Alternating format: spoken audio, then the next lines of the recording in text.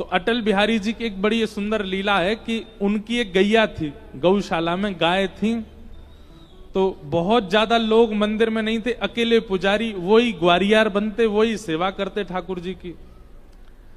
तो एक दिन पुजारी जी ने क्या किया, ठाकुर जी की सेवा में इतने व्यस्त हो गए कि गैया की सानी नहीं कर पाए। सानी समझते हैं? वो भूसा भूसा होता है ना, उसमें बढ़िया सुंदर हरी हरी घास मिला के, हरे हरे वो सब मिला करके सानी की जाती गैयाओं की। तो पुजारी जी सानी करना भूल गए, रसोई घर में किसी सेवा में लग गए। तो स्वयं अटल बिहारी लाल स्वयं अपने मंदिर से निकल करके गए और स्वयं जाके गैया की सानी करके आए। इसका पता कैसे चला? जैसे ही पुजारी जी रसोई से वापस आने लगे, सोई ठाकुर जी भागे और भाग करके जाके ऐसे खड़े हुए तो पूरे मंदिर में भूसा जो गाय खाती वो पूरा फैला पड़ा था। अब पुजारी जी बोले यहां भूसा कहां से आ गया? और तभी आपने जैसे अटल बिहारी जी को देखा तो उनके दोनों हाथों में भूसा लगा हुआ था। ठाकुर जी अपने हाथ से सानी करके आए। अभी सागर में मैं ये कथा सुना रहा था, मैंने कि आपके सागर के अटल बिहारी जी ने गैया की सानी करी और सने भय हाथन से बैठ गए। कथा पूरी करके जैसे मैं जाने लगा तो एक भाई दौड़ा दौड़ा आया मेरी गाड़ी के पास, और गाड़ी में जैसी कांच खुला, भीड़ बहुत थी, तो चिल्ला के बोला, महाराज जी आपने अटल बिहारी जी के हाथों में भूसा लगा, ऐसा कह दिया था कि उनके हाथों में भूसा लगा हुआ है, अटल बिहारी जी ऐसे आके बैठ गए। मैंने कहा अब थोड़ी सी कथा 5 मिनट और कह देते, यूं और कह देते कि पुजारी जी ने हाथ धो दी, अब रात भर भूसा लगा ही रहेगा उनके हाथों में, क्योंकि आपने कथा में ये कहा ही नहीं कि उनके हाथ पहुंच दिए। मतलब उसने कथा नहीं सुनी, उसको दिख रहा था कि ठाकुर जी के हाथ में भूसा लगा, व्यास जी ने पानी तो डाला नहीं, हाथ पहुंचे ही नहीं, अब सने रह गए हाथ। फिर दूसरे दिन हमने कथा यहीं से शुरू करी। मैंने कहा पुजारी जी ने गरम गरम पानी से हाथ धोए पहुंचे, तब बोला हाँ अब बढ़िया, नहीं तो रात भर ठाकुर जी तो ऐसे ही खड़े रहे। एक दिन हमने कथा में कहा कि नंद भवन की गैयाओं के सींग बड़े लंबे लंबे, ठाकुर जी कभी कभी उन सींगों पे लटक जाते हैं। और इतना ही कह के हम आगे चले गए। ठाकुर जी कभी कभी ऐसी क्रीड़ा करते हैं। अब मैं कथा करके जैसे दौड़ा दौड़ा फिर आया, बोले महाराज जी आपने ठाकुर जी गैया की सींग पे ही लटका दिए, नीचे तो उतारे ही नहीं, थोड़ी सी कथा कह के नीचे तो उतार दो। वो कथा नहीं सुन रहा है, वो लीला देख रहा है।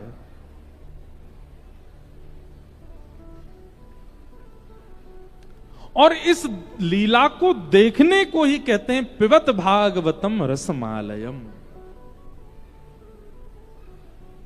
आपके सन्मुख आप इतना तक भूल जाएं कि आप हिमाचल में बैठे हो, आप इतना तक भूल जाएं कि आप एक आश्रम में बैठे हो, आप यह तक भूल जाएं कि आप कहां से आए हो, और प्रत्यक्ष गिरिराज जी प्रकट हो जाएं, यमुना जी प्रकट हो जाएं, सघन कुंज प्रकट हो जाए, उस सघन कुंज में व्यासपीठ लगी है, व्यास जी बैठ के कथा सुना रहे हैं और अकेला मैं बैठ करके सुन रहा हूं, ऐसी स्थिति आने लग जाए कथा में, तब समझो कि आप कथा पी रहे हो, सुन नहीं रहे हो। कथा सुन रहे हो तो आपको यह भी पता चलेगा बगल में भी कोई बैठा है, पीछे भी कोई बैठा, आगे भी कोई बैठा है, इधर इतने सारे लोग बैठे हैं, लाइटें लगी हैं, ऐसा पंडाल है, ऐसा हॉल है, ऊपर लोग चढ़े हैं, यहां लोग बैठे हैं, व्यास जी ऊपर बैठ करके कथा सुना रहे हैं। पर कथा जब पीने लग जाओगे सब अदृश्य हो जाएंगे, केवल आप हो, मैं हूं और श्यामा श्याम है और कोई नहीं दिखेगा। तब लगेगा कि हाँ पिबत भागवतम रसमालयम।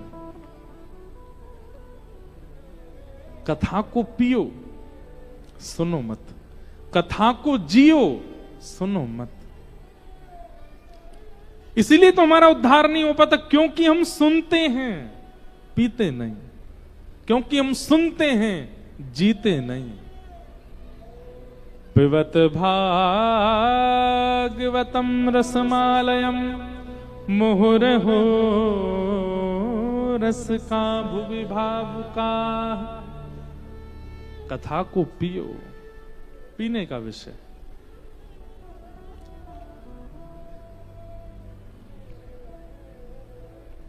कोई पीवे कोई पीवे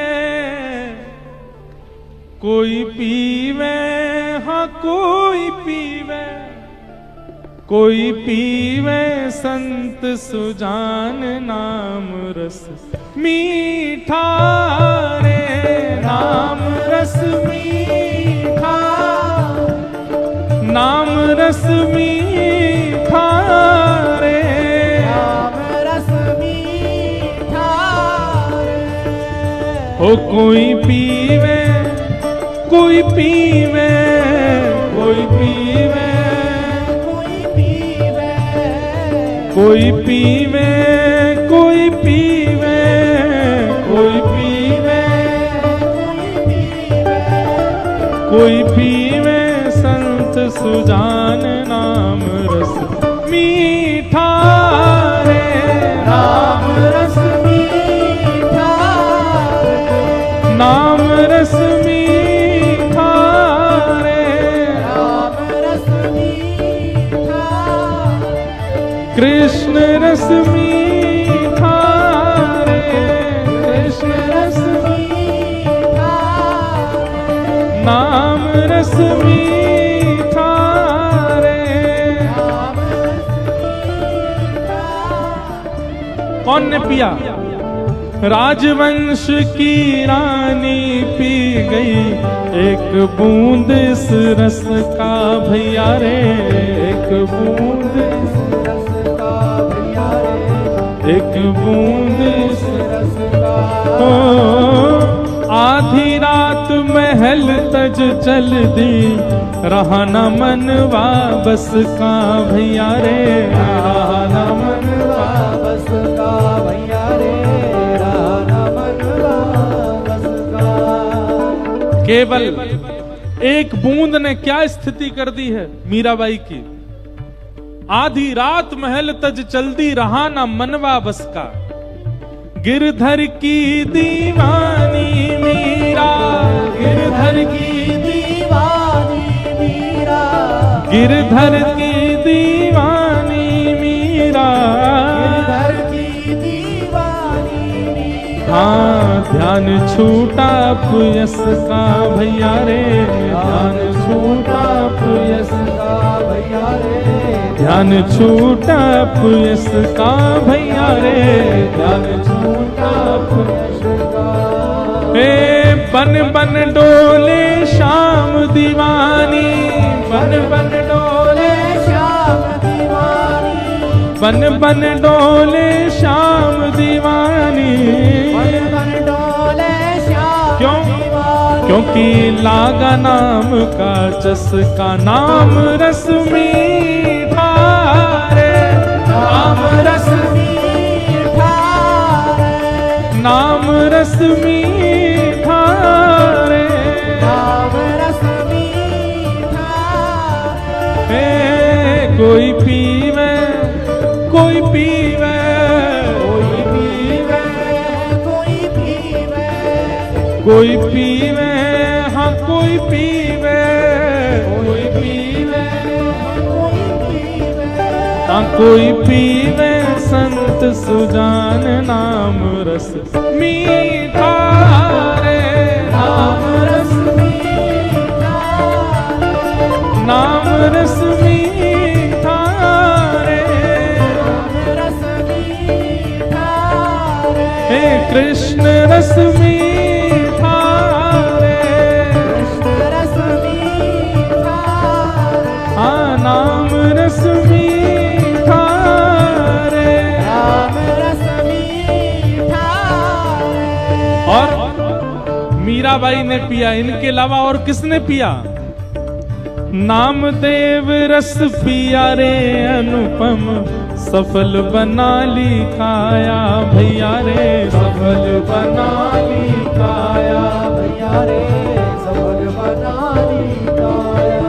ओ नरसी का एक तारा कैसे जगतपति को भाया भैया रे, जगतपति को भाया भैया रे, जगतपति को भाया। ओ तुलसी सूर फिरे मधुमादे, तुलसी सूर फिरे मधुमादे, हाँ तुलसी सूर फिरे मधुमादे। तुलसी सूर फिरे क्यों? मधुमादे। रोम रोम रस छाया भैया रे, रोम रोम रस छाया भैया रे, हाँ रोम रोम रस छाया भैया रे, रोम रोम रस छाया। हे भर भर पी गई ब्रज की गोपी, भर भर पी गई ब्रज की, भर कर की गई ब्रज की गोपी, भर भर पी गई तो तब सुंदरतम पिय पाया नाम रस मीठा रे, नाम रस मीठा रे, कृष्ण रस मीठा रे, रस मीठा रे। ओ कोई पीवे कोई पीवे, कोई पीवे कोई पीवे, कोई पीवे संत सुजान नाम रस मीठा रे, नाम रस मीठा रे, कृष्ण रस मीठा रे, रस मीठा। हरे कृष्ण कृष्ण कृष्ण हरे हरे, हरे राम राम राम हरे हरे, हरे कृष्ण कृष्ण कृष्ण हरे हरे, हरे राम राम राम हरे हरे। पूजा उठा के हरे कृष्ण कृष्ण कृष्ण हरे हरे, हरे राम राम राम हरे हरे, हाँ हरे कृष्ण कृष्ण कृष्ण हरे हरे, हे हरे राम राम राम हरे हरे। बोल राधा रमण लाल की।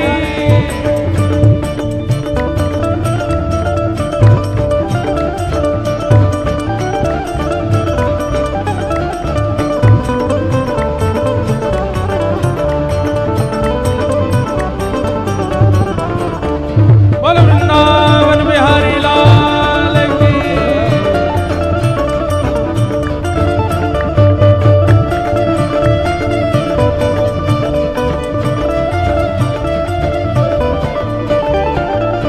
ऐसा पी गया संत कबीरा, मन हरि पाछे डोले भैया रे, मन हरि पाछे डोले भैया रे, मन हरि पाछे डोले। हे कृष्ण कृष्ण जय कृष्ण कृष्ण यहाँ नस नस पार्थ की बोले भैया रे, नस नस पार्थ की बोले भैया रे, नस नस पार्थ की बोले। हे चाक हरी रस मगन नाचते, चाक हरी रस,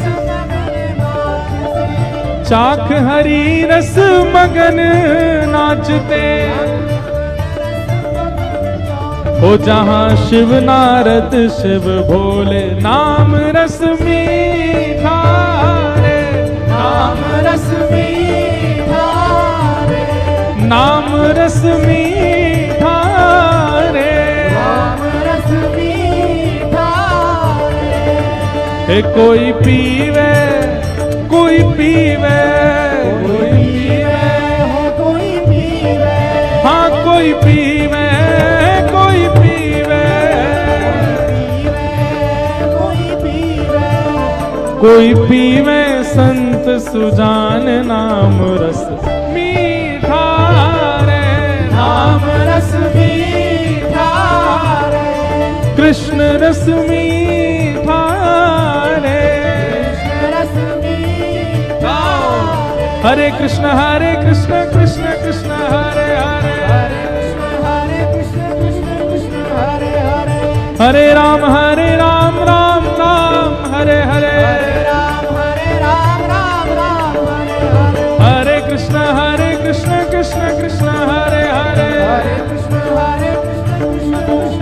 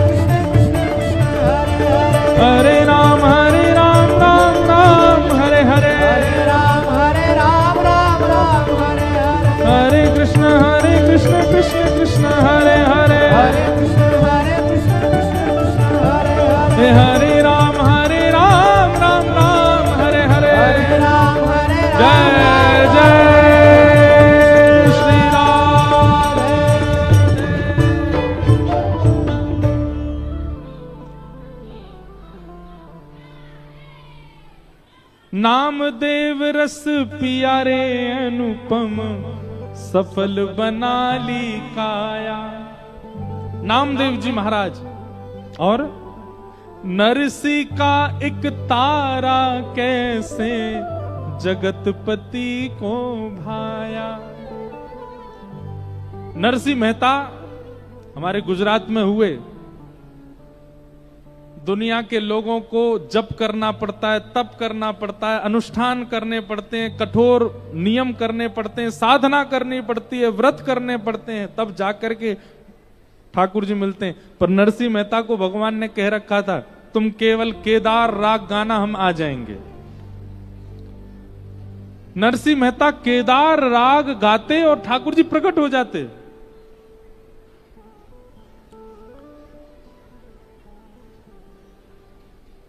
नरसिंह मेहता रोज केदार राग गाते थे मंदिर में बैठ करके। नरसिंह मेहता को तो चलते फिरते ठाकुर जी दिखते, पर जितने श्रोता बैठते थे उन श्रोताओं को भी ठाकुर जी की कोई ना कोई झांकी का अनुभव होता था। कभी ठाकुर जी की माला गिर जाती थी, कभी ठाकुर जी की वंशी हिल जाती थी, कभी ठाकुर जी का मुकुट टेढ़ा हो जाता, कभी ठाकुर जी के कानों के कुंडल हिलने लगते। नरसिंह मेहता को तो प्रत्यक्ष ठाकुर जी दिखते, पर बाकी सब श्रोताओं को नरसिंह मेहता के प्रभाव से ठाकुर जी की लीला का कुछ ना कुछ अनुभव होता। नरसिंह मेहता बहुत दीन थे, ज्यादा धन नहीं था उनके पास। एक बार घर में कोई बहुत जरूरत थी तो किसी सेठ से उन्होंने पैसे उधार ले लिए। बहुत दिन तक लौटाए नहीं, तो सेठ ने कहा भाई पैसा दे दो। नरसिंह मेहता बोले हम पे है नहीं, क्या करें। आप एक काम कीजिए, कुछ और ले जाइए धन के बदले। बोले और कुछ भी तो तुम्हारे पास नहीं, ना तुम्हारे पास घर है, ना तुम्हारे पास कोई बैलगाड़ी है, ना तुम्हारे पास कोई व्यवस्था है, क्या लेके जाएं हम। तब सेठ जी के मुनीम जी बोले, सेठ जी इसके पूरे नगर में ख्याति है कि जब ये मंदिर में जाता है दुनिया भर के राग गाता है, तब तक तो कोई बात नहीं, पर जैसे ये केदार राग गाता है ठाकुर जी की माला गिर जाती है। इसके पूरे नगर में इसी बात से ख्याति है। इससे कहो अपना केदारा राग गिरवी रखे, जब तक हमारा कर्जा ना चुकाए तब तक केदार राग नहीं गाएगा। सेठ जी बोले हाँ ये बढ़िया है भाई, सुनो हमको केदारा राग गिरवी रखो, जब तक कर्जा नहीं चुकाओगे केदार राग नहीं गाओगे तुम मंदिर में जाके। केदार राग कैसे है? नाचो बहुत गोपाल अब मैं, नाचो बहुत गोपाल, काम क्रोध को पहर चोलना, कंठ विषय की मां, नाचो बहुत गोपाल अब मैं, नाचो बहुत गोपाल। ये राग केदार। इतने भोले लोग हैं, हमको कई बार लगता है कि और ज्यादा खोल के समझाएं। इस पद को राग मत मान लेना। एक बार पंजाब में हमारी कथा चल रही थी, नहीं पंजाब में नहीं थी, पंजाब के लोगों ने कथा कराई थी कहीं और, तो हमने ये पद गाया, आंख बंद करके गाने लगा, नाचो बहुत गोपाल अब मैं। सूरदास जी कह रहे हैं हे ठाकुर जी मैं बहुत नाच लिया संसार में, कभी पत्नी के पीछे, बच्चों के पीछे, व्यवहार के पीछे, धन के पीछे, ख्याति के पीछे, ऐश्वर्य के, बहुत नाच लिया, अब मेरे इस नृत्य को बंद करो। पद का अर्थ ये है, आंख बंद करके मैं गा रहा था, नाचो बहुत गोपाल अब मैं। जैसे ही मैंने आंख खोल कर देखी सारे श्रोता नाच रहे थे। मैंने धीरे से पूछा, मैंने कहा आप लोग, ये तो बहुत धीमी ताल में पद गा रहा हूं, आप नाच क्यों रहे हैं? अब महाराज जी तुसी कहते हो ना नाचो बहुत गोपाल, तो असी, अब मेरे पंजाबी नहीं आती, हमने सोचा कि नाचना है इस पद में, इसलिए आप में जय हो। कितने भोले हो आप लोग, बहुत सीधे। तो राग केदार धुन को कहते हैं। जिस धुन में हमने गाया वो धुन राग केदार है। तो ठाकुर जी नरसिंह मेहता राग केदार गाते थे। आज सेठ जी के यहां गिरवी रख दी, जब तक कर्जा नहीं लौटाऊंगा तब तक राग केदार नहीं गाऊंगा। नरसिंह मेहता बोले ठीक है भगवान, जब तक आपका कर्जा नहीं लौटाऊंगा राग केदार नहीं गाऊंगा। अब संभवतः आज ही के दिन मंदिर में कुछ परीक्षक आए हुए थे परीक्षा लेने के लिए नरसिंह मेहता की। उन्होंने कही, बोले कि ये राग केदार में कोई ताकत नहीं है, नरसिंह मेहता की भक्ति में कोई सामर्थ्य नहीं है। नरसिंह मेहता पतले सूत की माला पहना देता है ठाकुर जी को और भारी भारी उसमें फूल धर देता है और धीमी गांठ लगाता है। जैसे ही गाना शुरू करता है उसी समय माला टूट के गिर जाते, लोग ताली बजाने लगते हैं। आज मोटे सूत में माला पिरो के हम पहनाएंगे ठाकुर जी को, और आज गिरा के दिखाए। और आज ही नरसिंह मेहता राग केदार गिरवी रखे आए थे जिससे ठाकुर जी प्रकट होते थे। ऐसी आपकी तरह भीड़ बैठी थी, परीक्षा लेने वाले भी वहीं बैठे थे। उन्होंने अपने हाथ से माला पहनाई थी, बोले हाँ नरसिंह मेहता आज माला गेर के दिखाओ ठाकुर जी की। नरसिंह मेहता बोले बड़ी विडंबना, पहले राग यमन गाया, फिर भैरव गाया, फिर भीम पलासी गाया, फिर जय जयवंती गाया, सारे राग गाए, लेकिन केदार कैसे गाएं? वो तो गिरवी रख के आए। और सेठ जी के मुनीम वहीं खड़े खड़े सुन रहे थे, कहीं केदार गाए ना, गिरवी रख के आया है। नरसिंह मेहता ठाकुर जी से बोले ठाकुर जी कुछ करो, मुझे परीक्षा में विफल होने का भय नहीं है, पर इतने लोगों के चित्त में जो आपके प्रति विश्वास और केदार के प्रति विश्वास, भक्ति के प्रति विश्वास है, वो विश्वास खत्म हो जाएगा, कुछ करो। ठाकुर जी इतने में ही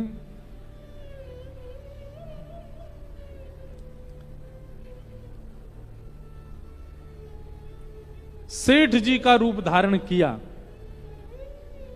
और सेठ जी का रूप धारण करके पहले तो नरसिंह मेहता का रूप धारण करके सेठ जी के यहां जितना कर्जा था वो सारा कर्जा दे दिया। सेठ जी बोले नरसिंह मेहता कहां से आ गया इतना धन? बोले वो मत पूछो, बस हमारा धन लो, हमारा राग केदार मुक्त करो। ठाकुर जी नरसिंह मेहता बन के गए, सारा धन दे दिया, सेठ जी से लिखवा दिया राग केदार मुक्त हुआ, हस्ताक्षर कर दो, हस्ताक्षर कर दिए। और फिर सेठ जी का रूप धारण करके नरसिंह मेहता के घर गए और उनकी पत्नी को जाके बोले ये लो आपके पतिदेव ने कर्जा चुका दिया, उन्होंने राग केदार गिरवी रखा था, ये हमने उनका राग मुक्त कर दिया, उनको जाके बता दो। पत्नी दौड़ी दौड़ी गई। यहाँ पे महाराज परीक्षक जो थे वो गुस्सा कर रहे थे नरसिंह मेहता पे, पाखंडी इतने दिन से नाटक ढोंग करता है, ठाकुर जी के गले की माला गिर जाती तेरे राग से, आज क्यों नहीं गिर रही है? इतने में पत्नी दौड़ी दौड़ी आई और नरसिंह मेहता के सामने पर्ची धर दी। पर्ची में लिखा था राग केदार मुक्त हुआ और नीचे सेठ जी के हस्ताक्षर। तुरंत नरसिंह मेहता ने अपनी पेटी पकड़ी और जैसे ही राग केदार गाया, नाचो बहुत गोपाल अब मैं, दूसरा पद गाया, कौन सा? बहुत अनुग्रह कीनो हरि जी तुम, बहुत अनुग्रह कीनो।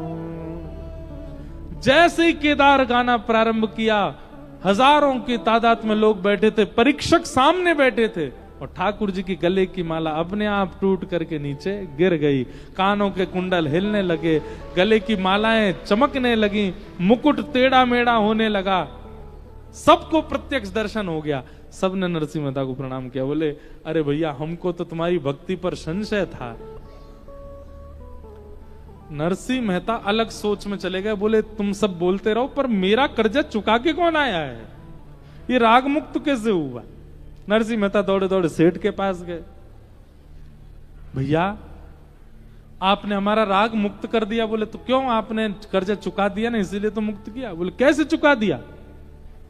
बोले आप आए थे, आकर के आपने सारा पैसा दिया, हमने आपसे पूछा भी था भाई कहां से लाए, आपने कहा वो सब छोड़ो, बस कर्जा पूरा करो, हमारा राग मुक्त करो, हमने कर दिया। बोले मैं आया था। बोले हाँ। पत्नी से पूछा तुम्हारे पास मेरे राग की मुक्ति का पर्चा लेके कौन आया था? बोले मेरे पास सेठ जी आए थे। सेठ जी के पास नरसिंह मेहता बन के गए और पत्नी के पास सेठ जी बन करके गए। नरसिंह मेहता समझ गए, बोले भैया ये कर्जा चुकाना, राग मुक्त करना, ये भी सब ठाकुर जी की लीला, सब ठाकुर जी ने किया। तो नरसिंह का एक तारा, कैसे एक तारा बजाते थे नरसिंह मेहता, जगतपति को भाया। ठाकुर जी उससे भागे। क्यों? क्योंकि इस भागवत रस को पिया है नरसिंह मेहता ने। नामदेव जी ने इस भागवत रस को पिया है, मीराबाई ने इस भागवत रस को पिया है। हम लोग सुनते हैं, इसलिए हमसे रीझ नहीं रहे ठाकुर जी। हम भक्ति करते हैं, हम सेवा करते हैं, हम प्रसाद बनाते हैं, हम श्रृंगार करते हैं, फिर भी हमको कोई अनुभव नहीं होता। क्यों? क्योंकि हम कथा सुनते हैं, सुनने वाले हैं, और सुनने वाले में रस आया नहीं है, और रस आएगा नहीं तब तक रासेश्वर कैसे प्रसन्न होंगे? रासेश्वर की प्रसन्नता के लिए तो रस चित्त में आना चाहिए, और रस चित्त में तब आएगा जब कथा सुनो ना, पियो। पिबत भागवतम रसमालयम मोहर हो रसिका भुवि भावुका। इस प्रकार भागवत जी के 3 मंगलाचरण गाए गए। कथा सुननी नहीं है, पीनी है। और पीने का मतलब सुनते ही कर्तव्य में आना, सुनते ही कर्म में आना, सुनते ही क्रिया में आना। व्यास जी की वाणी, उसको कहते हैं पीना। इस प्रकार 3 श्लोकों में मंगलाचरण हुआ। 88,000 सौनकादि ऋषि नैमिषारण्य क्षेत्र में बैठे थे, और सबने मानव कल्याण के लिए यज्ञ किया, पर यज्ञ से कल्याण साधन दिखा नहीं। तभी वहां सूत जी का आगमन हुआ, और सूत जी से 88,000 सौनकादि ऋषियों ने मानव कल्याण के लिए 6 प्रश्न पूछे। कौन कौन से 6 प्रश्न? किम श्रेय शास्त्र सारः स्ववतार प्रयोजनम, किम कर्म के अवतारश्च धर्मः कं शरणं व्रज।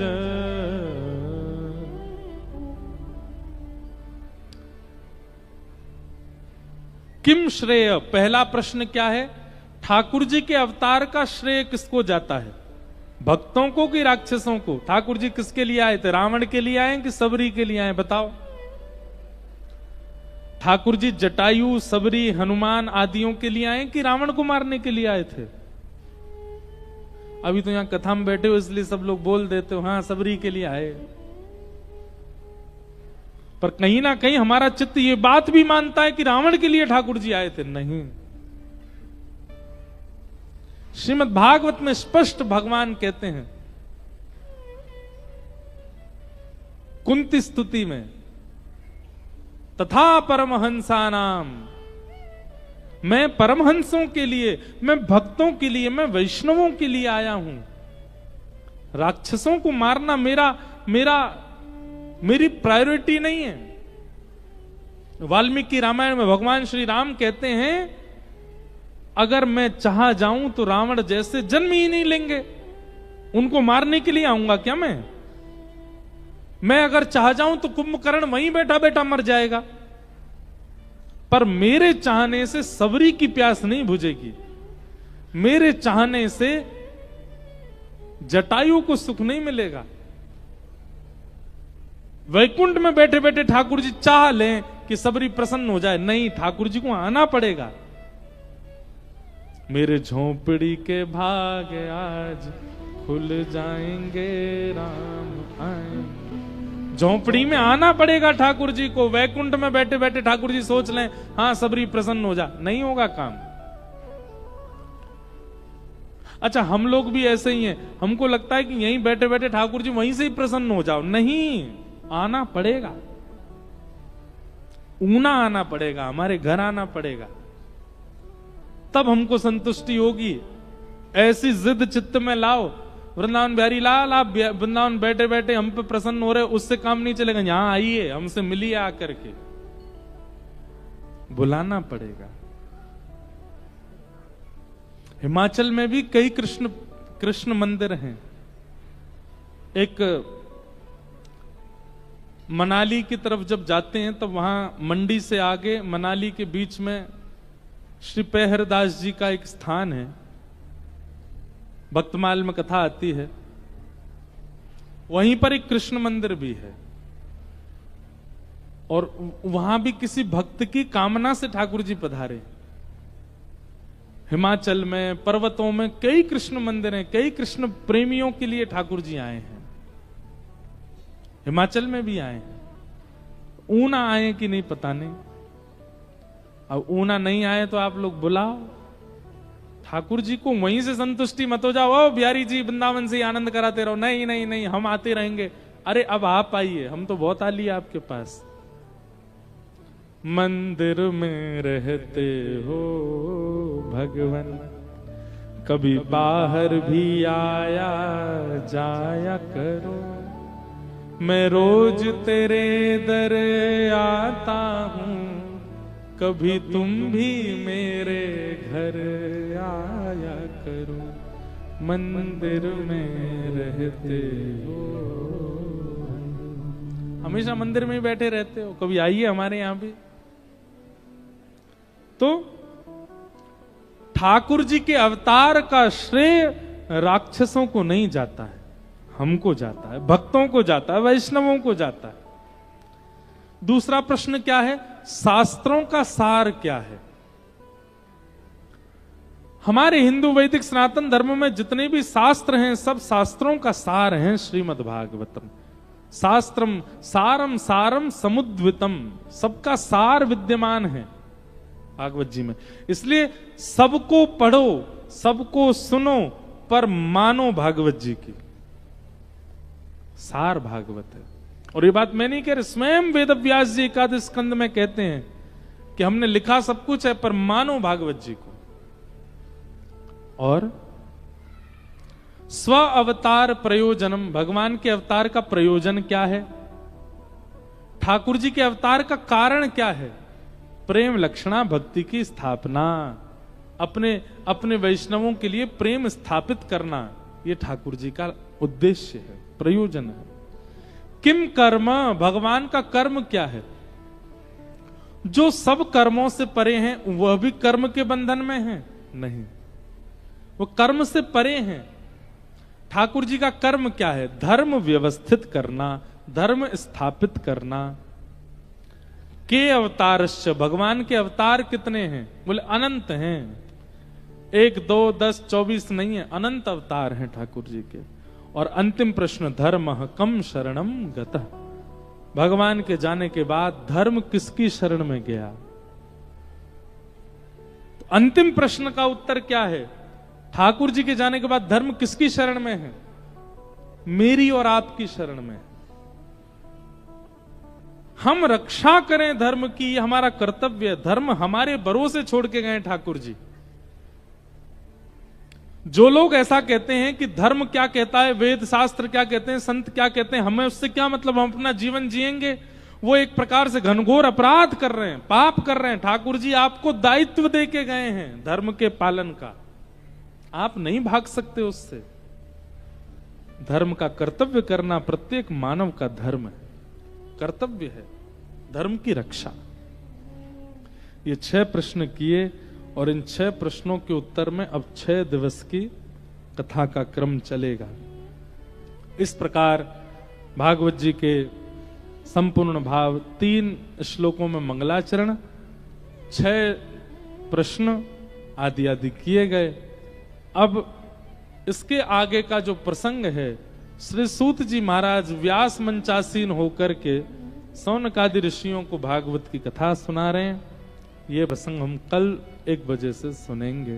बोलो वृंदावन बिहारी लाल की, श्री राधा रमण लाल की, श्री राधा वल्लभ लाल की जय। जय श्री राधे, जय जय श्री राधे, जय जय श्री राधे। कथा बड़े प्रेम और भाव से चल रही है। 1 बजे से लेकर 4 बजे तक का कथा का समय है।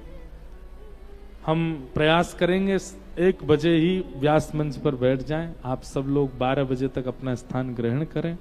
आज के मंगल भाव को यहीं विश्राम देते हैं। गोविंद गोविंद गाइए रे, भजो राधे गोपाल कृष्ण गाइए।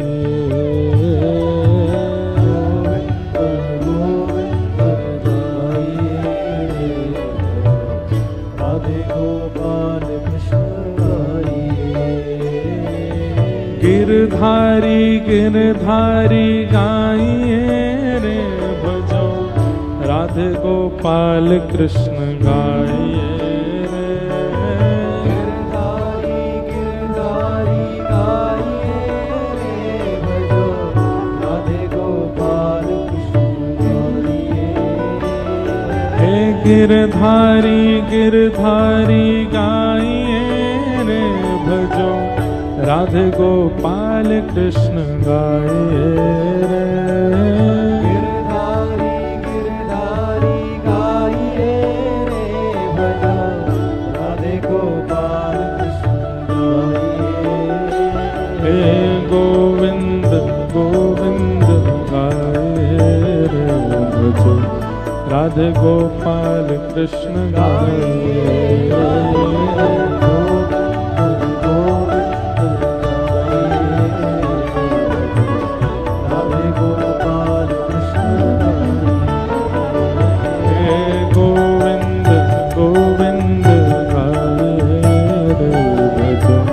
राधे गोपाल कृष्ण गाइए।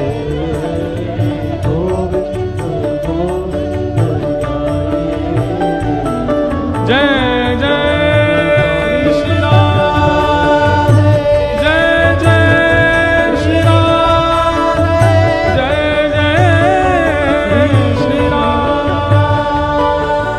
बोलो वृंदावन बिहारी लाल की। आरती।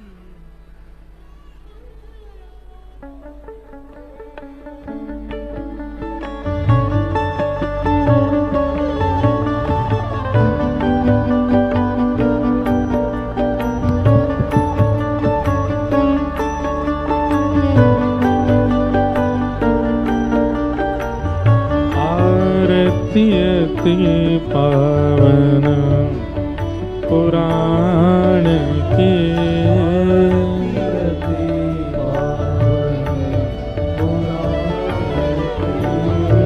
धर्म भक्ति विज्ञान खान की।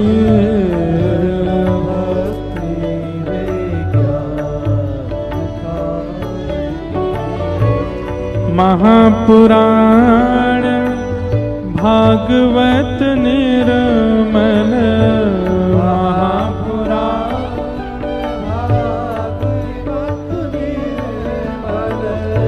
सुखमुख विगलित निगम कल्प फल,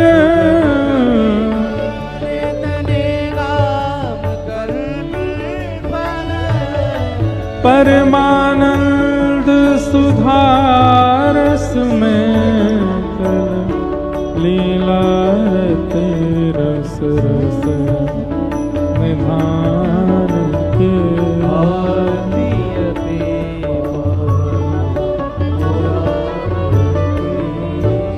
विषय विलास विमोह विनाशिनी,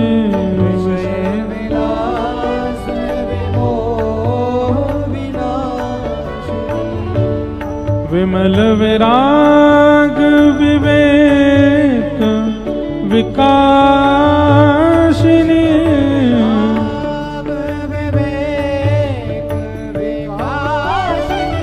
भगवत तत्पर है प्रकाश, परम ज्योत